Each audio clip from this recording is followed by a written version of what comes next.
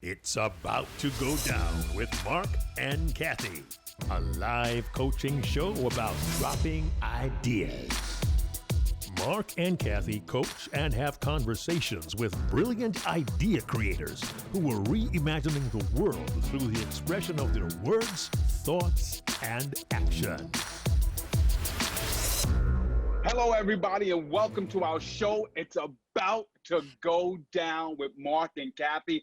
I'm your good friend, Marc Williams. This is our good friend, Cathey Armillas, and we believe that we're about to share with you something new and fresh, an exciting new way of taking a look at live coaching for fresh new ideas. As I said, my name is Marc Williams. This is our good friend, Cathey Armillas. Cathey, I'm going to switch it over to you to tell everybody about how this whole thing went down. And then, Cathey, you've got to introduce our featured friend. Go ahead, Cathey. Oh yeah. Yes. So Marc Brown, thank you for being with us today. You're such a friend and family to Marc and I. We love you so much, and you've done so much for us, and so happy to have you here today. And you are so much a part of our story. So we wanted to have you on for the pilot session. Marc Williams and I used to have this thing when we met about 10 years ago in New York, and we became really good friends. And every time we were about to go on a live stage, we would just send the text that would say, "It's about to go down." Like nothing else, just like it's about to go down. And we knew what that meant. So it was this kind of funny, like, "Oh, go get him. And what really came of this too is we realized that that's what people do when they get on stage or when they share their ideas. Like they're about to drop something onto the whole world. And so, Marc, of course, you are a massive idea generator. You're brilliant idea. You are the 1995 World Champion of Public Speaking. You are the voice of God for Toastmasters. You are the almost Emmy winner. And you're now part of our story. So welcome. Thanks for being here with us today. Oh, thank you both, Marc and Cathey. We go back a few years, yes, in different circumstances. I know, Marc, it's been about 6 years, I guess, when you were competing in the Toastmasters World Championship of Public Speaking.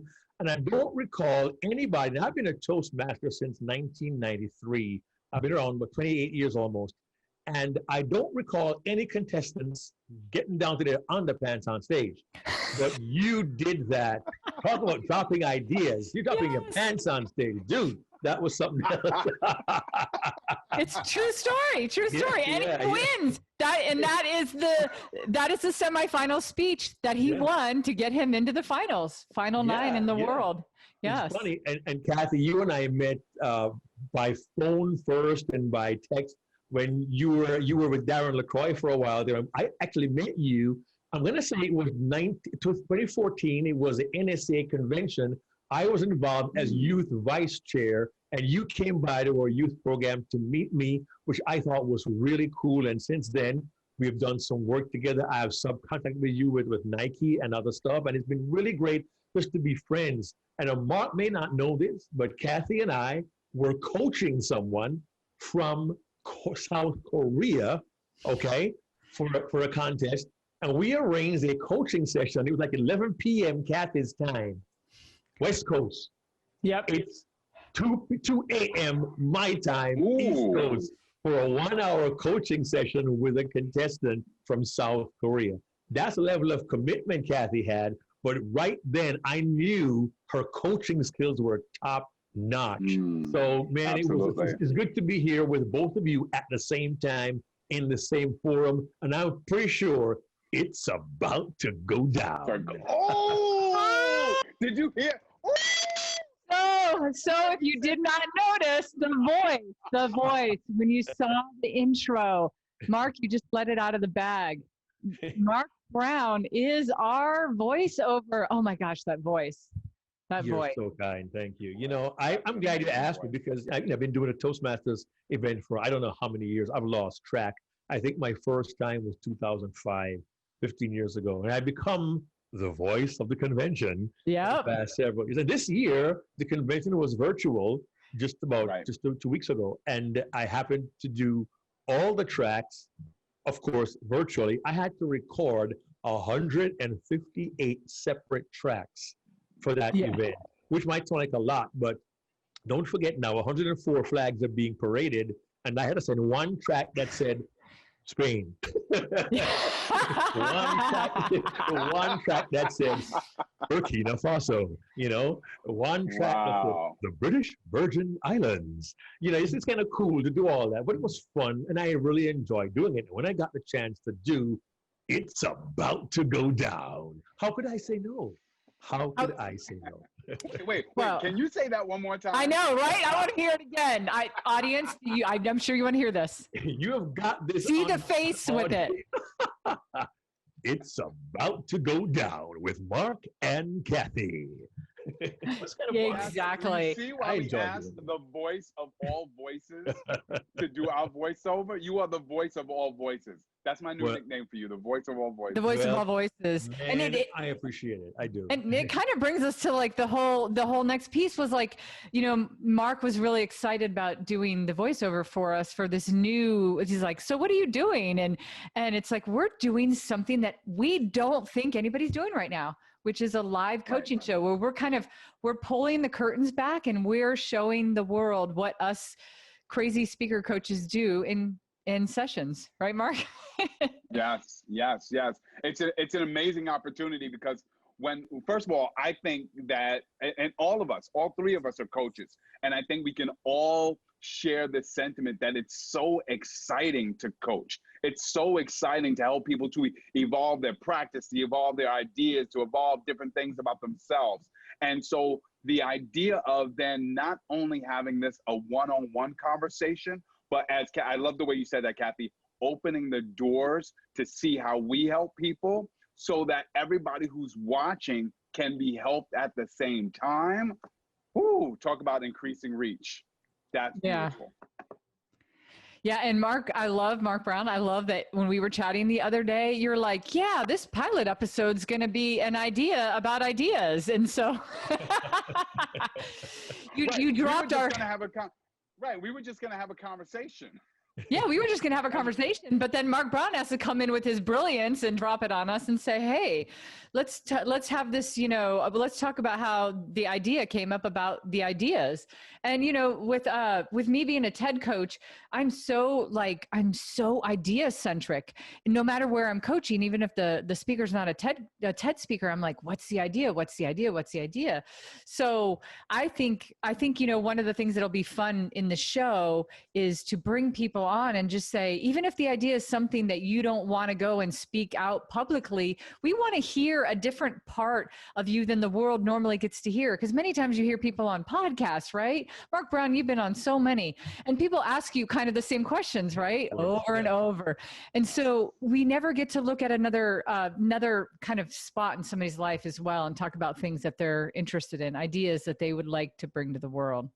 What's cool though is this, because you want to focus on dropping ideas, and of course, TED's whole concept is ideas worth spreading, right? Yep. You had an idea to do a different kind of web show. That's an idea. And you began to act on it. And as a coach, you like it, you love it, as Marc says, when somebody gets that aha moment. I have a client I'm coaching now who was one of the first 6 women astronauts in the NASA space shuttle program ever. Wow. And she's been on for like 6 months. It's been 4 years. We're still coaching together. And she's a way of saying to me, Marc, you blew my mind. I didn't see that. Which means the idea comes, I could do that. I could try this. And to see someone's eyes and face light up because the idea has some worth. Think about this. You said we could do a podcast. Yeah, but wouldn't it be cool if we pull the curtain back and talked about ideas and help people with their ideas? So you had an idea and you acted on the idea. And now your focus is to help other people with their ideas. How cool is that? Can I tell you, there are 2 things that you just said that really resonated with me. One, sometimes I've been with clients that I've coached, and that it's about to go down moment happens, and I can't contain myself. Like, they're not the ones who say, oh, wow, that was great. I get up out of my seat and I walk around the room and I'm like, hold on, wait a minute. did you just hear what we just said? And I have to give a nod to you, Mr. Marc Brown, Mr. Voice of Voices, because there are some times when I'm coaching people and I'm talking about storytelling, or sometimes I work with people who are working on on their careers and stuff, and people get stuck with telling stories, right? They always say like, but I don't have anything that's interesting. And so then I tell them this story that I'm hoping you can share with us. I was at a conference and you were on stage and you were talking about the simplicity that all we need to tell a story. And it was this story about a delayed flight on your way. You know what I'm talking about. Yeah, I know where you're going with that. Well, listen, the concept is this. I teach a simple principle. Your story need not be sensational. It just has to be sincere. Your story need not be sensational. It just has to be sincere. And the story I told was of me, my first year in America. I was 18 years old, left Jamaica with $40, living in New York. And my dad at age 47 had started over. And he went to live in Florida. And then 1 year after I was in New York, I had to go back to Jamaica to see my girlfriend, Andrea. And I was going to fly New York, Miami, Kingston. And my father lived in West Palm Beach. And when I told him, he said to me, listen, you got a layover? I said, yes, or a transfer if you're from, Asia. I said, yeah, well, listen, I'll come see you. I'm like, nah, Dad, you won't have time to do it. Fine. I get to Miami and I realize, oh my gosh, I have more time than I think. So I find a telephone booth call box, which is now 1981. If you don't know what it is, Google it. Okay. And I call my dad in West Palm Beach. His son, I'll be there as fast as I can. My dad drove an hour and a half from West Palm Beach to Miami Airport to find me. He told me he had a hard time finding my gate. Back then, there was no 9/11 restriction. You could go right to the gate and talk to somebody. Finally, I see my dad through the airport. We greet, we hug, we sit down to have like a 7-Up, or a glass of lemonade, and we're talking. And 7 minutes in, we hear it. We hear the sound. Calling all Air Jamaica passengers, flight 016 to Kingston, now boarding gate number 5. Now boarding gate number 5, thank you. I said, Dad, that's my flight. I said, all right, son, it was certainly good to see you, man. We hugged, and he said, listen, travel safe when you get home. Tell Andrea I said hi. It's really good to see you, son. And my dad turned and began to walk away to get to the parking lot. I grabbed my carry-on bag and began to walk towards gate number 5, and it hit me. Wait a second. Dad's going to drive an hour and a half back to West Palm Beach. He drove an hour and a half to get here, and we just spent 7 minutes together. Hang on. My dad invested 3 hours on the road to spend 7 minutes with me. Would to God I be half the dad my father was and will always be to me. And the point was, it's a simple story. There was no gunfire, no screeching tires, no great drama. I didn't climb Mount Everest, uphill, backwards, barefoot, both ways. It was just my dad and me, a father, doing whatever he could for his son. And that story I've told for decades, and people still get sweaty eyeballs. And the whole point is, you don't need sensational. You just need to be sincere and to connect with people. And I had no idea Marc even remembered that story. But I hope for somebody listening to this show, it might spark an idea in your mind about something you can do differently if you're presenting. And may you never, ever say, I don't have stories to tell. Your story just has to connect on a human level. That's all you got to do. If I leave you with one idea, it is that shift your thinking about the way you tell stories, and the power of your stories will come shining through. That's one nugget. I'm going to drop that idea for you. Boom. Back to you, Cathey. Marc Brown comes on. He's like, I'm going to say this one thing, and then mic drop. Peace. Marc, you are That's amazing. You're such a sincere, authentic person, though, too. If anybody goes back and watches anything that you do, your words matter. I mean, this is what you got nominated for the Emmy for, right? I mean, it's a beautiful, beautiful message. And you're right. And also it's like, write things down and capture them, because there's also like, you could probably tell that story from 5 different angles, 100 different angles, you know? Exactly. You could tell it from your dad's point of view, and it could be funny. It could actually be more entertaining, as opposed to, you know, you do really make our eyeballs sweaty. I love that. The sweaty eyeballs. Yes. Good. You know what? That's true, because I did not understand until years later. And my dad has since gone on to be with God, but he told me, son, when I got to the airport, I had a heck of a time finding where you were. And I was wondering, am I ever going to see my son? So he was kind of panicking, and he finally found me, and we got that 7 minutes. Now, I hadn't seen my dad in a whole year. Again, I left as an 18-year-old kid with 40 bucks in his pocket, New York, new life, first time leaving the country. And a year had gone by, I could see my dad. And back then, we wrote letters every week. For the millennials, a letter, you use a pen on paper, and I'll discuss that later on, okay? But I'm so glad you said that. So here's the idea for people out there. It applies to speaking, but not only to speaking. What new perspective can you apply to an old idea or concept to make it come alive again? I repeat that. What new perspective can you apply to an old concept or old idea to make it come alive again? Look at things from different angles. And you know what? Boom. Marc and Cathey said, podcast, there's a million out there. What different angle can we take? Wait, let's look at the ideas and coach people on their ideas. And boom, it's a different look.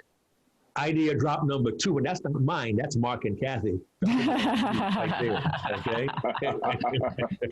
Kudos to you. Marc, I gotta ask you this, because you've been educating the millennials who are watching, right? about what was that? The phone box? The phone booth, yeah. And then a letter? Right, the letter. But here's what I want to know, Mr. Marc Brown. Yeah. How do you feel about the fact, Mr. Almost Emmy Award winner, that on Amazon right now, a version of Words Count with Marc Brown is available on VHS? Millennials, VHS is a format of film recording that was actually in competition with the Betamax. Yes, okay. True story. And the Betamax was better, but VHS had better marketing. Now, if you want ideas on marketing, I know somebody from Oregon who could help you with that. Name a Cathey with an E, okay? And she'll drop ideas for marketing on you. But I did not know that Words Count with Marc Brown, my Emmy-nominated VHS videotape, is still alive and kicking on Amazon. OMG-ness. Wow.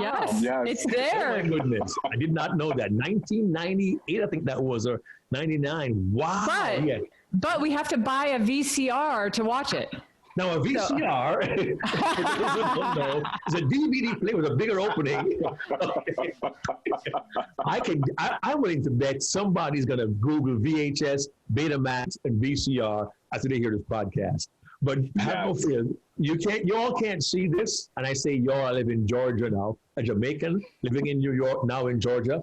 We all can't see this, but I keep notes, and I use a thing in my hand called a pencil, a lead pencil. At my desk, I have several of these. I also have, what's this? A pencil sharpener. A hand-turned, hand-cranked pencil sharpener. So I'm an old guy, old school. And hold on, you're not, no. You're not old.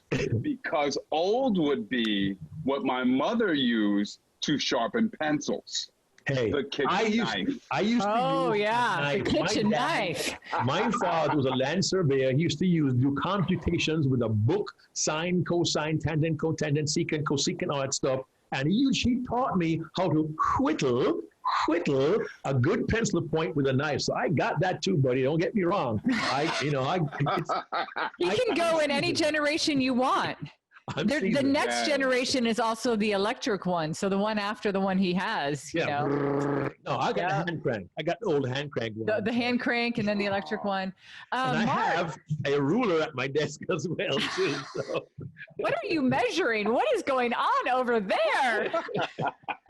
It's crazy. Well, Oh, wow. you know, I hope our audience can see that, you know, as speaker coaches, we hang out with speaker coaches, which makes us all these really horrible, geeky people. And we get really, we hope you're as excited about these things as we are. But Marc Brown just comes onto our show and just starts dropping ideas like no other. And I love that, Marc. One thing I really want to call out that you do really well, you put things into a concept. You conceptualize things. So when you're speaker coaching, it's super important to not just tell somebody, hey, you should, you know, you can grab, because you could have said it like this. You could say, oh, you can just grab all your old stories and dust them off. That's one way, but you put it into a concept form in a way that people can understand, and you use a catchphrase to do it. So I think it's really important too, to look at how you can get people to express their ideas in a different way, because they also have to express their ideas in a concept, you know. And the thing is, I believe we all have ideas. Some are grandiose.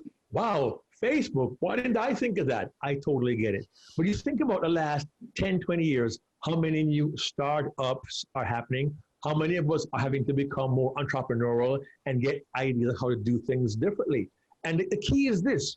When we think of ideas, it doesn't mean you must revolutionize everything you do, but an idea can be a tweak, but a significant tweak that can transform the way you do things. Right. We have been forced to deal with virtual presentations and virtual communication. And some people say, well, I have an idea. I could do that differently. Case in point, for those who have any interest in Toastmasters and speaking, you know, we just had the Toastmasters convention and crowned a new world champion of public speaking, Mike Carr from Austin, Texas.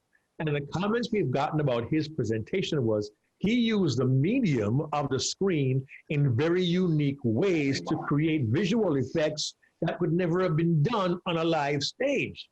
Yes. He used the screen to create places. It was brilliant. Yeah. Brilliant. Yes. That's how you get an idea and then you work through it. Now, understand this. Not every idea is going to work perfectly the first time.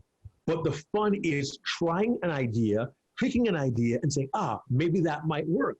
And if you, quote unquote, fail the first time, that's okay. At least you ventured forth and tried it and take a risk, you know, and say, listen, test on your family, test on your friends, but don't just do the same thing over and over again. If an idea comes to mind, take the next step with the idea.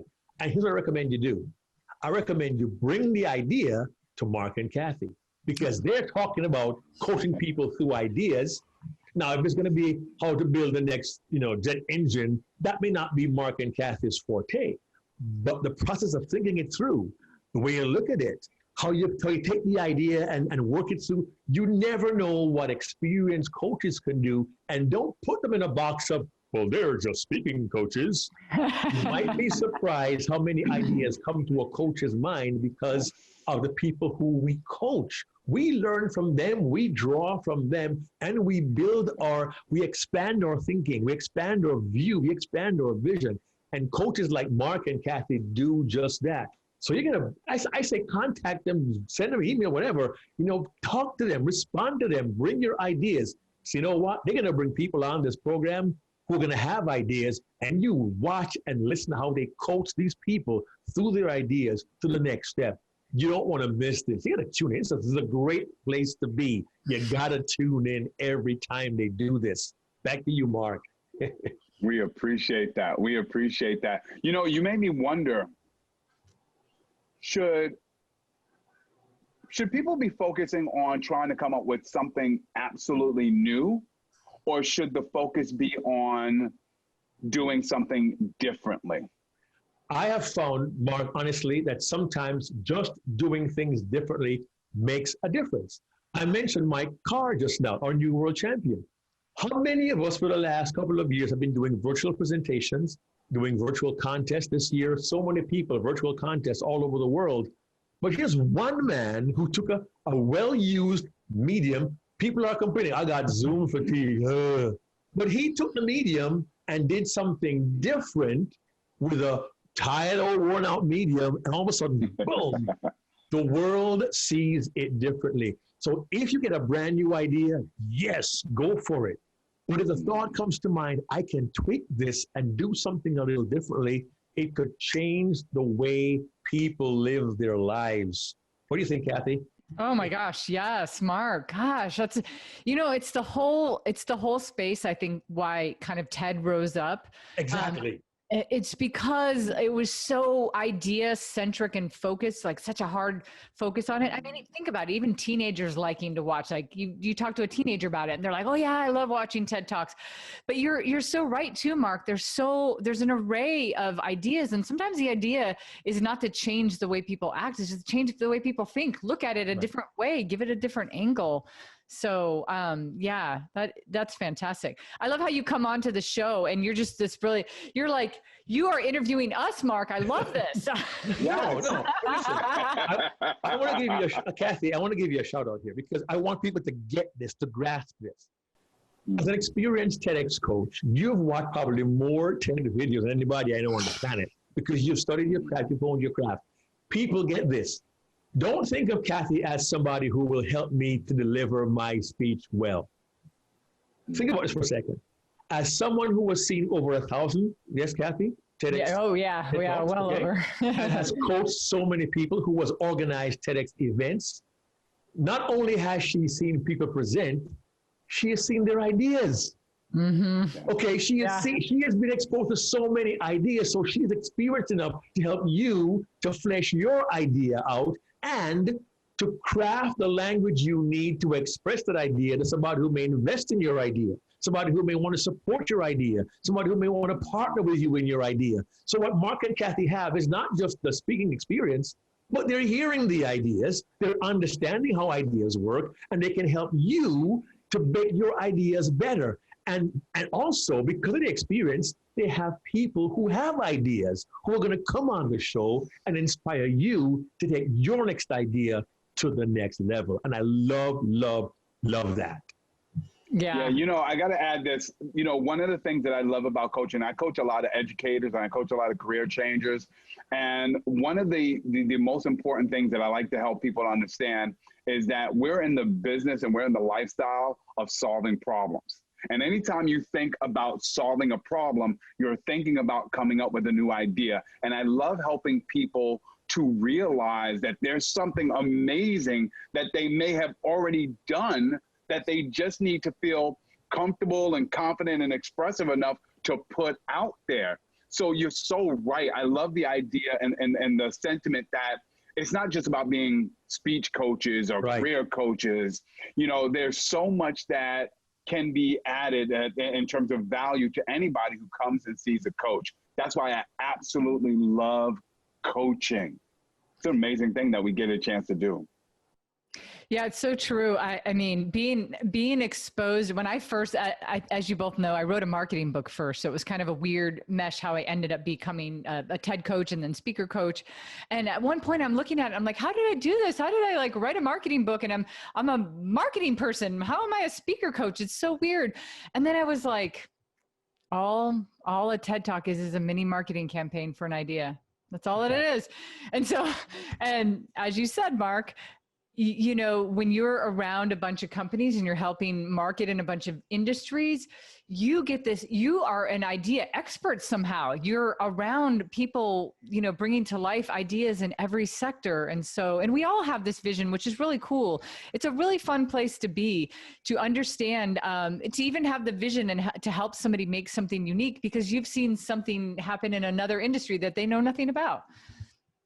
It's amazing. What's cool is, and again, I know Cathey won't blow her own horn in this way, but I get to do that because I'm the guest.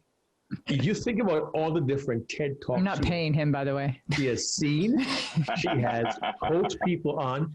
Every single one of those has been an idea. So if anybody online right now knows about ideas, certainly it's Cathey. So I'm telling you, when you tune in here, you're going to hear about ideas, ways to expand ideas, ways to implement ideas. And the truth is, when Marc and Cathey got hold of me and said, hey, Marc, you were great with a voiceover. Would you come on our show and be our first guest? I thought, okay, we could talk about the idea of using a friend to do a voiceover. And that isn't a small thing. When you think about it, we want to get somebody with a nice, vibrant, energetic sound to do the voiceover. I know Marc can do it for us. So the idea was get a voiceover. No, let's get this person to do the voiceover. Great. And then I thought, okay, you had an idea for a web show, had an idea for you to do the podcast, and an idea to bring him on as a pilot to talk for a few minutes. But what other ideas have come up as a result of this? And I think, you know what? I had this idea of doing a TEDx talk. I've never, ever done one. So I kind of dropped it in Marc and Cathey's ears today. Hey, guys, I'm thinking about doing a TEDx talk on this particular topic, which might be contrary to almost every other talk I've heard on that topic. Yes. And Cathey was like, that's a good idea. You can have it right away. There it is. The idea mode kicked in. And maybe we can spend maybe 5 minutes to kind of talk that through a little bit. Since you talk about topping ideas, I want to bring my idea to Marc and Cathey right now. My idea is to do a TEDx talk. Let's talk about it. Let's talk about it. On a topic that I know has had a certain perspective a lot. And I'm a little cautious about saying it. I don't want to give it away too much, but the idea of having a contrarian approach to a commonly discussed idea that's already been out there in several TED Talks, from teenagers to adults to very experienced people, I kind of want to bring a different face to it. So what do I need to look for, Cathey, to make my idea stick, to make it stand out because it's so contrarian? Are there principles I need to apply? Are there things I need to look for to make sure I don't just really offend people? Yeah. And not to disclose your idea. I will not, everybody, that you'll have to wait until Marc Brown gives his TEDx talk on this subject. And now everybody's like waiting. It's an amazing idea because, you know, sometimes we get in this rut of, we hear the same information and then it starts, whatever you hear the most of starts to become the truth, you know, that's where the truth comes from. And so to be able to show something in a different opinion, I think one of the first things that you need to do is you need to make an emotional connection with the audience. You need to emotionally make them believe, wow, you know what? They have to have that moment where they're like, I never thought about it from that perspective. I mean, when people tell me something different and then I get to that moment where I'm just like, wow, I've never heard it like that before. And you know, it's never even, you started going down the right route yourself. I think you also preface it that, hey, I'm here to give you another perspective. I'm not even saying the other one's wrong. I'm just saying that here's maybe another way to look at it. You're definitely going to have to come in with a good story. A great story. I mean, that's going to be the quickest way to make that emotional connection. And, one of the stories that you brought up that we can't talk about is really good. So I think you're already going down the right track, but it's definitely making that psychological connection to, never really thought about it that way. Marc, what about you? You know, Marc, I'm wondering, because you were talking about this topic from a different perspective, and the topic you're talking about, you and I and Cathey and many others have heard this topic talked about a lot. I'm wondering, the perspective you're talking about, who has that other perspective? Who can we see that other perspective from, right? Because we always talk about it from, let's just call it perspective A.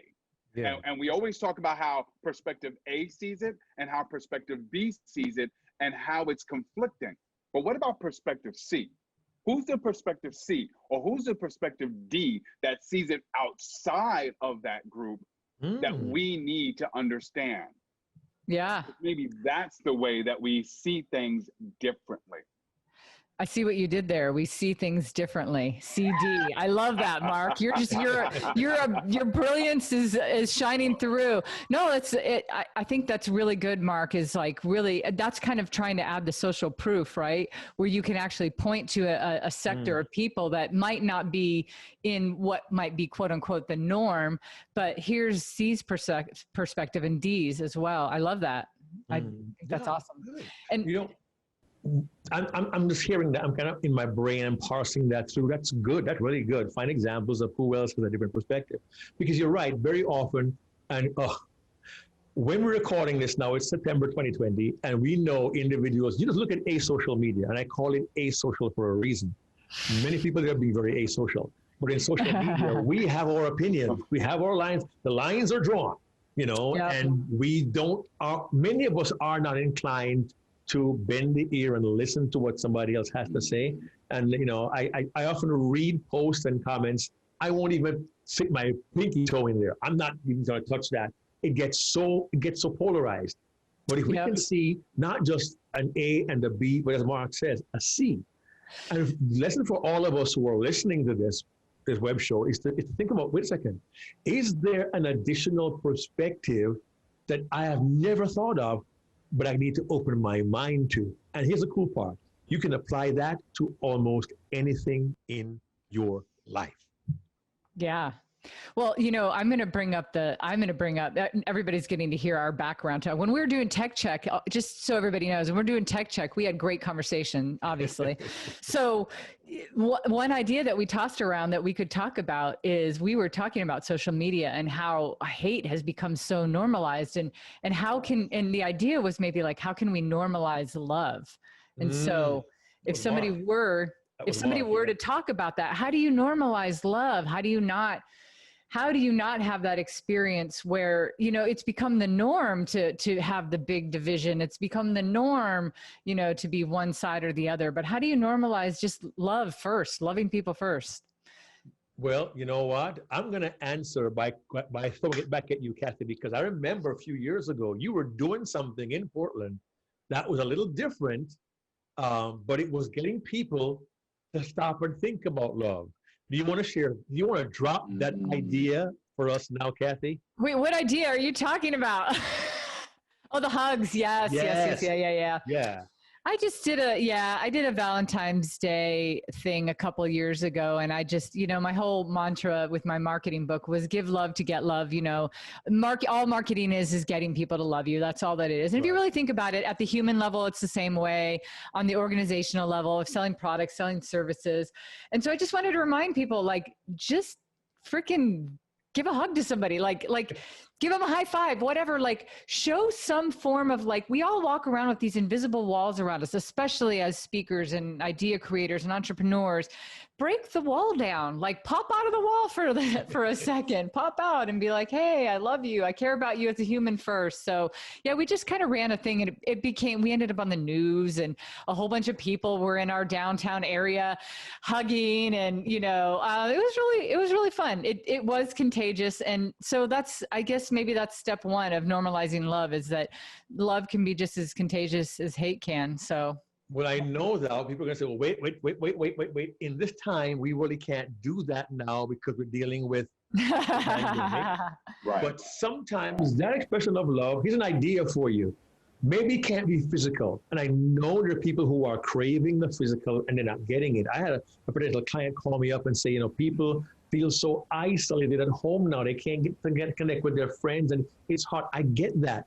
But sometimes going the extra mile to contact that person, the extra text, how you doing? I know I haven't seen you for a while. How you doing?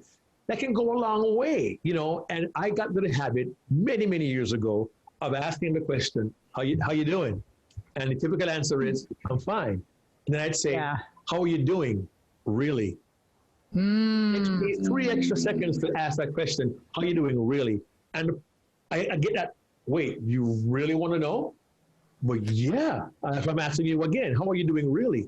And it takes people aback when they realize that expression of concern, or just want to know how you're doing, really blows people away. We become so busy and so caught up in doing what we got to do. Here's an idea for you. Take an extra 10 seconds and ask somebody how they're doing. Now, I know I don't want to ask because they're gonna purge on me, they're gonna dump on me, tell me a whole story. You know what? Somebody just may, but if you do that, by allowing them to purge that one time, you could change the way they live the rest of that day or that week. I don't know. But if we give each other some grace, give each other some love, just let people know we really care, not falsely. But the idea is to change the way we think about our world and ourselves. And how can we take the idea of going downtown and giving a hug, or we can't give a hug? Well, you know what? We could get creative and think about ways we can, in a time like this, ease some tension and put a smile on somebody's face. The goal is for you now to take the concept you get creative, you create your own idea, you implement the idea, and you contact Cathey and Marc and let them know what you're doing. How about that? Right? And we will explore this idea. Yes. Yes. You know, I just wanted to add something because you talked about smiling. And it reminded me of a time I was dropping the kids off at the zoo, and I was waiting for my wife to come back so we could drive, you know, before we come pick up the kids. And this jogger ran by me. And I remember making eye contact and smiling. And he stopped. And he looked at me and he said, "What are you smiling at?" Wow. And it was so confrontational, this gesture of making eye contact and smiling. And, you know, words sometimes just come to you. And at that moment, the words came to me, something to the effect of, you know, we have a really hard time smiling and making eye contact with people. We have an easier time not making eye contact, not acknowledging people. And then we wonder why it's so hard to get along with each other. You know, we can't hug right now. It's even hard to pull down our mask and smile, but we can make the eye contact and we can nod. Can I tell you that my children always make fun of me because I walk down the street and I will nod at strangers. They think it's the weirdest thing.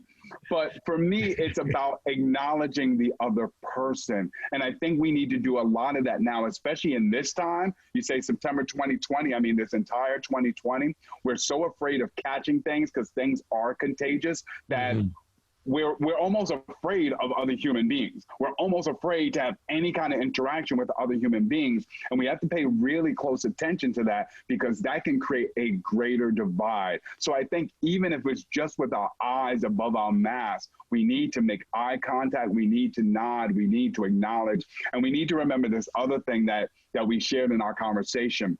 I came across this line on a Facebook post that said, "I love you. I know that you don't know me and I don't know you." But it's so easy for people to say, "I hate you" without reason. So I'm going to say, "I love you" without reason, because that's the best reason of all. Woo! Dropping ideas. Woo. Spread some love. Spread some love. That's wonderful. Marc, man. that is it's so amazing. It's so powerful and emotional, and it really breaks down the wall. I mean, how could you not break somebody's wall down when you're reading that, you know, or you give that feeling to somebody? That is what is needed to normalize love.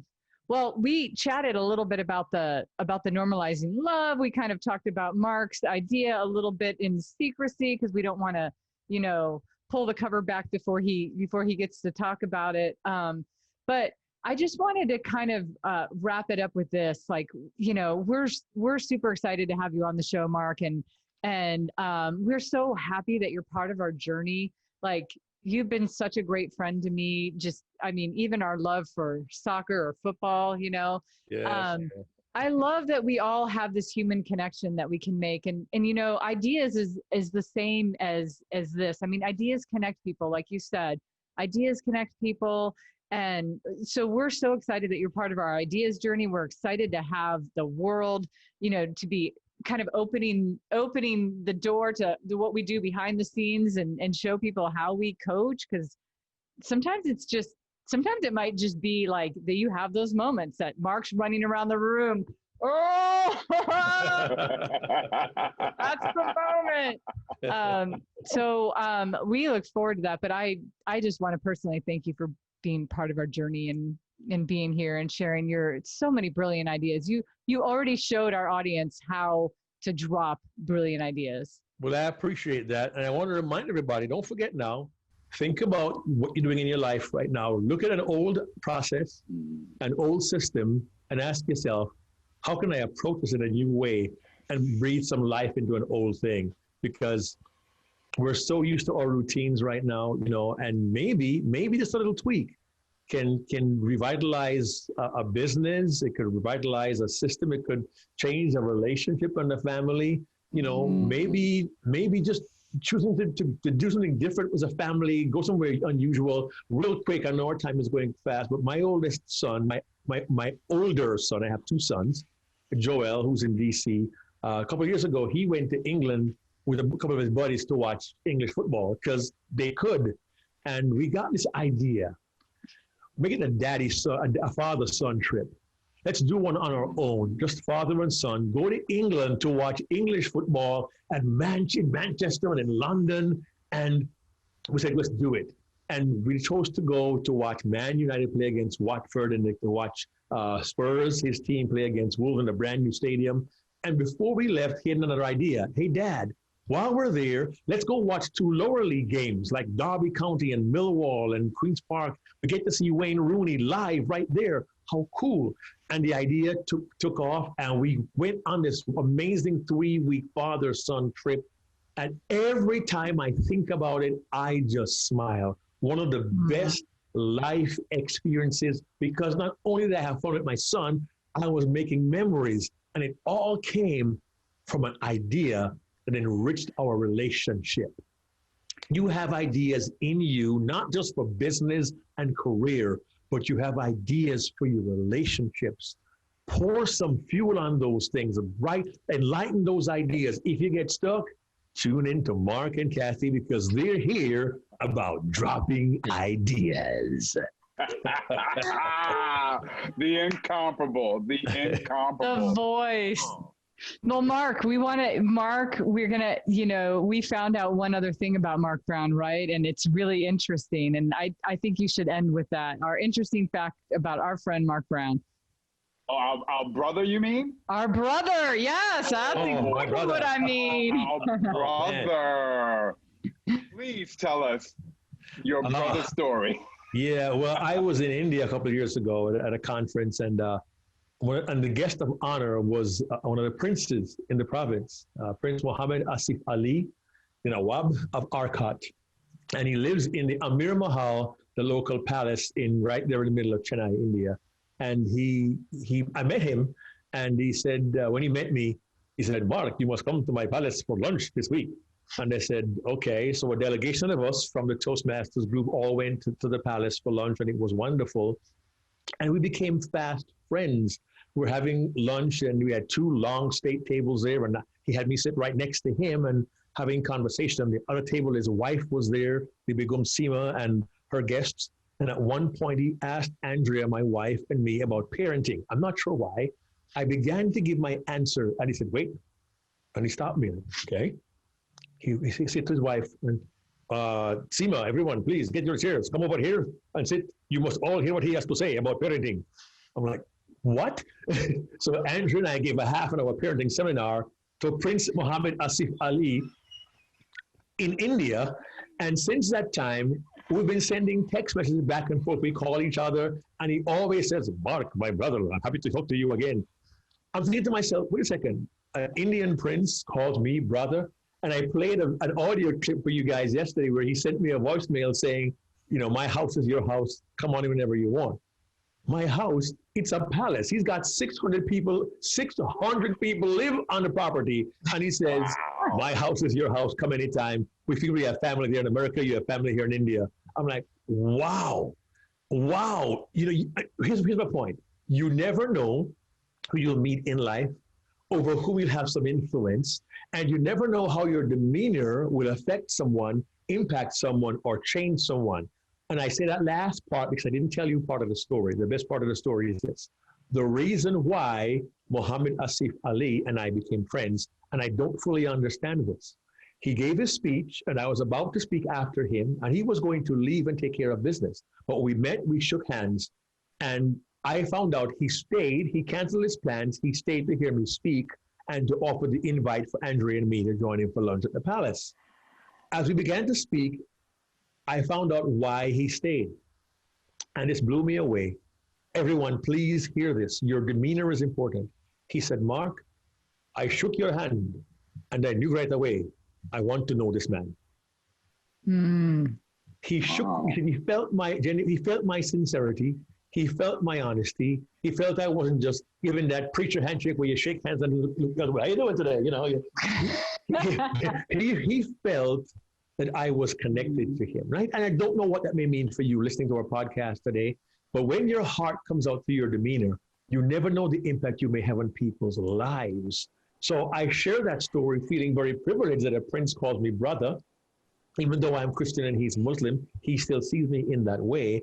And I tell you, you never know who you will meet, whose lives you will impact, and you never know what path your idea will lead you down that could literally revolutionize your life.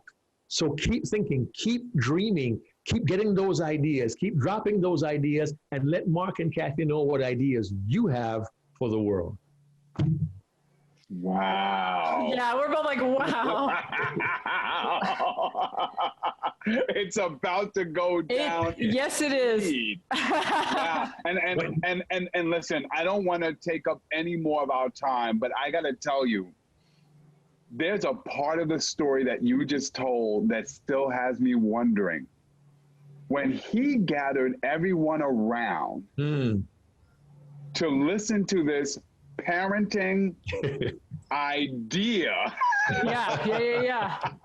What was it? I am dying to know what this parenting idea was. Well, Andrea and I we're so old-fashioned. We're married now 38 years. Our children are 36, 33, 34 next week, and 25. And we've been very, very, we communicate with our kids very, very clearly. We didn't hold stuff back. When they were teenagers, they knew they could ask us anything. They could ask us any question about anything except what happens physically in our bedroom. And even then, we talk about intimacy. We tell you what men and women do, but we don't tell you what we do. Okay? But we talked about having honest relationships. As a parent, you set a rule, stick to the rule. We're a team. Kids don't play one against the other. We went through what we practice as parents. And it really, he was intrigued because he had, I think, 3 kids.